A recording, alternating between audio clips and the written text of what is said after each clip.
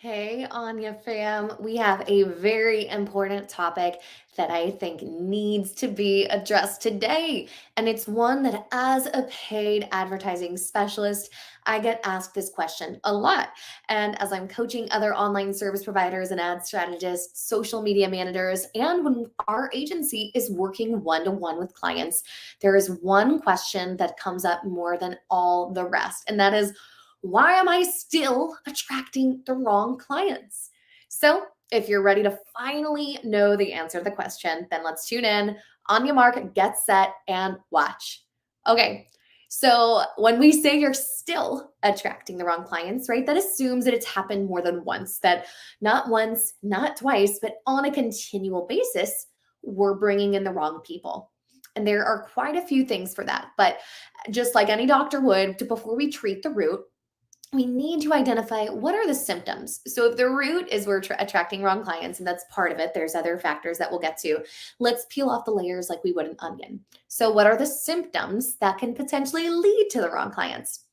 First and foremost, then one of the top things that I see is messaging.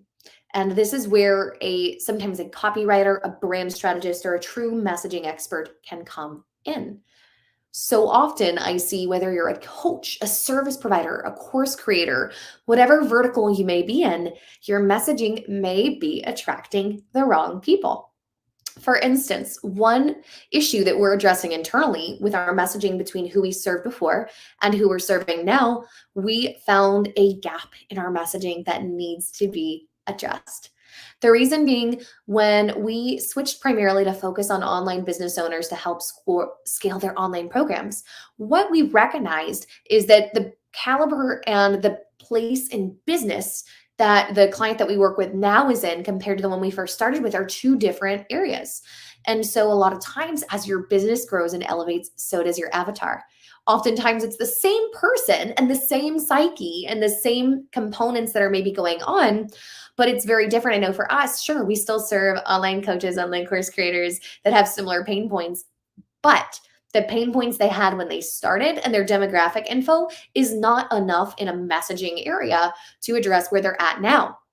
And so, to give you a specific example, a lot of the launches that we do now and we help clients with are typically 60 to 80 to 100,000 plus launches.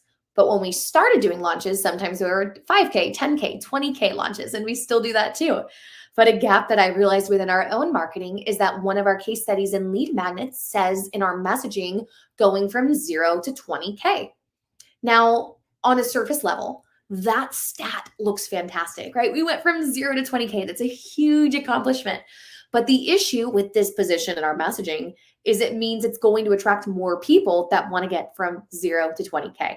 And you heard that I just said we're helping people do six-figure, multi-six-figure, dare I say, hopefully soon to be even seven-figure launches. And that person that is going to click has very, very different pain points than going from 0 to 20K.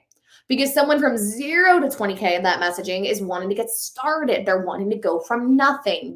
There's a lot of things here. And even though the client that we used wasn't necessarily at 0 to 20K, and it's a very captivating hook, the issue is that our clients now typically have worked with another agency before, and we're the second or third stop that they've come to so that they can scale and they can move further.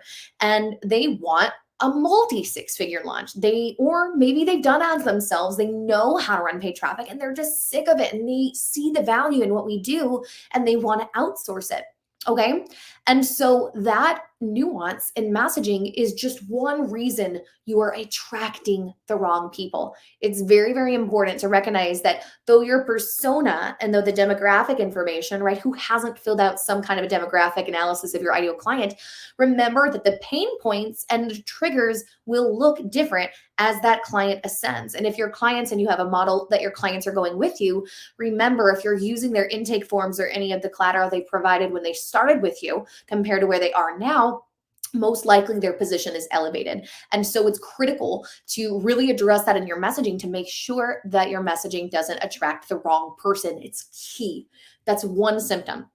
Okay. Second symptom to this root cause of attracting the wrong clients. You ready for it? It's discounting. It's discounting. Okay. And this comes down to a sales issue. What I see very, very often, and there are two factors that contribute to this discounting. One is scarcity, and the other is a slim pipeline. One of our philosophies within our organization is always be prospecting. And if you've listened to the show for any length of time, you will hear me say that your business 60 to 90 days from now is the result of the actions you took today. And so, sure, your pipeline might be bursting at the seams right now, but if you stop prospecting to fulfill the services and you don't let people coming into your pipeline, 60 to 90 days from now, you will inadvertently likely have a dry streak if you're not doing referral marketing or other events. But the issue is why many people are still attracting the wrong clients is that, ready? They're discounting. And what I mean by this is what will typically happen, and the trend that I see, and I call it the revenue roller coaster when I'm coaching online service providers one-on-one within my programs, that what happens is they get so focused on fulfillment that they run out of clients. An inevitable churn happens in your business. Your clients move on. They no longer have the cash flow to fund your solution. They found a better way to do it. Whatever the reason, all normal reasons, what will happen is those clients leave. And if you don't have a prospecting or a messaging system in place to attract more, you discount. And what does discounting do that's so wrong with attracting the wrong clients? Well, sure, there's a time and a place. If you need cash flow and you need money in your business, okay, fine. There are time and places to where it may be worth considering discounting. It's not a blanket rule. It's kind of all an ebb and flow. But just know that when you discount, what that does and why you attract the wrong clients is you're lowering your position. You're no longer elevated. We charge more, and because we charge more than other agencies, our clients have more respect for what we do. They trust our expertise. They typically understand and recognize that investment, and they've made investments before. And anytime that we've discounted, right? Those clients, it's the 80-20 rule. They're typically a lot more scarcity mindset. They're afraid of investing the full amount, and therefore they attract other people like that when they're referring to us, and it lowers our position. And it's another reason that you're still attracting the wrong client. If you get on a discovery call or a strategy call and you continually are afraid to charge, and I don't like to say charge what you're worth, charge what the market will pay and position yourself in the market is the rule of thumb that I like to use. But if you discount every time, guess what you're going to attract? People that are coupon shoppers, that are looking for a bargain. And guess what? Coupon shoppers are pretty, if you've ever seen those couponing moms, they're very attentive to what they are purchasing and how much they are spending. Because a lot of times, and I'm not saying that this is always the case, that discounting is coming from a place of scarcity. And if you're discounting often and you have a scarcity mindset, I don't want to get into this law of attraction stuff. I don't know enough about that to even advise on it. But what you need to recognize is that if you keep discounting and you have a scarcity mindset to attract more clients in a short period of time because you stopped prospecting, guess what? You're still going to attract the wrong client over and over and over again. I can guarantee you, if you can get your brain to go out of freak out mode and you can consistently prospect over and over again and have that pipeline full, you will likely not have to worry about that issue. Number 3, the last reason why you're still attracting the wrong clients is that you've decided to continue to do what's gotten you to this point, not what's going to get you to the next milestone in your business. I know we've all heard it said before, what got you here won't get you there. And the definition of the insanity, I know I just said it, and it's a cheesy slogan for sure, is doing the same thing over and over again. But it's very important to recognize that if you're still attracting the wrong client, and you look at your calendar and you look at your systems and you're still doing the same prospecting behaviors that you did yesterday, well, no wonder. What changed? If you're still, if I just post in this Facebook group more often than I do, you're still doing more of the wrong things. If you have a list of people, one thing that's very important that I coach on and that we implement within our own agency is tracking and spreadsheeting exactly where our best and non-ideal clients come from. And we have a working spreadsheet that identifies a lot of data, like where they were referred from, how long they were a client with us, how much their retainer was, if we enjoyed working with them or not, what that process was like. And a lot of times we can trace back and we have data to be able to go back and see, wow, a lot of our clients did come from this Facebook group. But what I see so often is, if I just post more, if I do this more, you're working harder and not more efficiently. And what's happening is you're doing more and more of the wrong things, and you're attracting even more of the wrong type of clients. where instead, and I understand you're in a, maybe usually when this happens, you're in a place in your business to where you need cash and you're like, oh my goodness, I wasn't prospecting. I need people. You're trying to make up for the 60 to 90 days that you weren't and get people in your pipeline yesterday because it is barren. But guess what? You're doing more and more and working hard and burning yourself out by doing the wrong things. And so, guess what? If you've gotten a lot of clients that are not ideal clients in the insert Facebook group here where they all came from and where you're doing the majority of your prospecting, then of course you're going to keep attracting more of the wrong people because you're doing the same thing over and over again. And you're just trying to make something work and it's not going to work. So now we've talked about why you're still attracting the wrong clients. Well, how do you attract the right clients? Do the opposite. I know it's very simple. Just because it is simple does not make it easy. But let's go ahead and look at the flip side and the other, I shouldn't say the shadow side, but the encouraging side of all of those three areas and how we can address this so that we attract more. Number one, in our messaging, go back and look at your clients and where they are now. Interview your clients, get on Zoom with them, ask them questions, provide them value, and say, hey, as we work together, here are our wins. What does that do for you? What does that allow you to do in your business over the time that we've been working together that wasn't possible before? And those are your pain points that need to be reflected in your messaging. So for instance, in our case, it used to be we helped people go from 0 to 20K. Now it's 6-figure and multi 6-figure. Well, how did we get there? How did we reverse engineer that outcome? Well, they were doing ads themselves. We created a firm foundation, but what we were able to do, and the pain point there that needs to be reflected in our messaging, was they had spent so much money and so much time creating assets that one, they're exhausted because their business has grown exponentially because of the pre-work that we've done, that they don't have time to do that. And they don't want to lose sleep at night creating their ads. And two, we identified a lot of the trends and audited their accounts to come up with a strategic way that is scalable over time. And so the pain point there, instead of 0 to 20K, which attracts a beginner, is identifying trends that led to 6 figures to get to 7. Okay.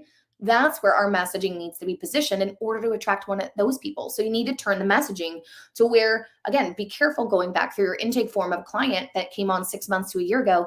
Chances are, if they worked with you that long, they're in a different place and their pain points are different. And if you want to attract more of who is like them now, you need to address that in your messaging.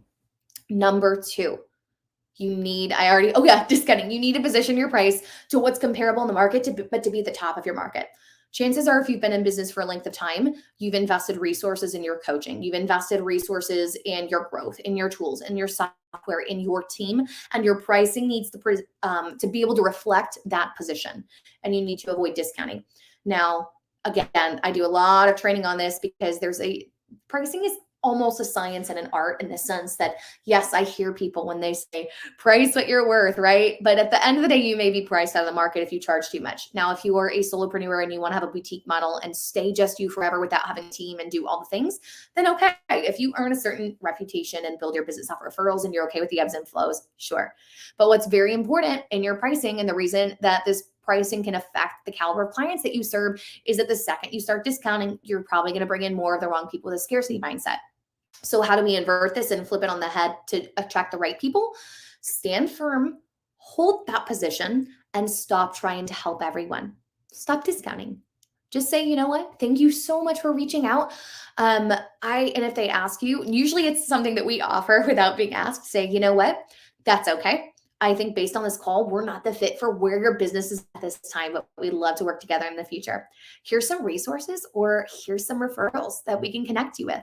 And I firmly believe what goes around comes around. And as a result, we send off to ads managers that we coach in our programs, that are just starting, we'll refer clients to them, and vice versa. I've had it happen to where I've had multiple people come to me and say, Ashley, the point at business we're at, we can't serve clients that are spending $10,000 to $15,000 a month in ad spend, where I'm not at the point where I can manage that. And then we take on those people because they're nervous, right? And so that I can't even talk today. That reciprocal approach of referring and getting out. Just remember that you don't have to work with everyone. And that comes from setting clear expectations in the call. You don't have to, and you want to make sure that you're working with the right people. And number three, finally, how do we still attract the right clients? Well, where are your clients hanging out now compared to where they did? If they're not in the Facebook group that you're in right now, because you attracted them from a Facebook group doesn't mean they're still active in it. So where are they active now? For instance, we've had a lot of people come through the same group coaching program and they started at one level, but now they're in a higher level mastermind. So we need to be going after the mastermind and not the entry level Facebook group. And so what you need to identify is, okay, what am I doing that's not working? And how can I compile this data to see where my best clients came from, but also where they're at now? How can I pour into them and provide value so that they can refer more people to me, but also help me better insight and understand where they're at now?